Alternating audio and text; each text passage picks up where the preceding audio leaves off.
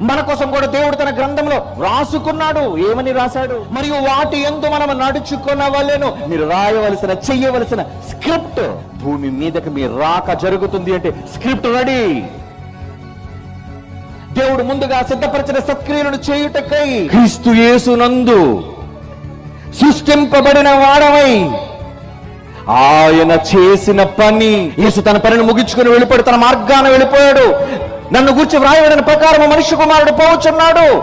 మీరు మిమ్మల్ని గూర్చి దేవుడు రాసుకున్న వాటి ప్రకారంగా మీరు వెళ్ళిపోవాలి. ఒక జాన్సన్ విక్టర్ వచ్చాడు, తన సంగీత కార్యక్రమాలను పూర్తి చేసుకుని తను వెళ్ళిపోయాడు. ఈరోజు నీ పని, నువ్వు బ్రతుకున్నామో అంటే నీకు ఇంకా స్క్రిప్ట్ మిగులుంది.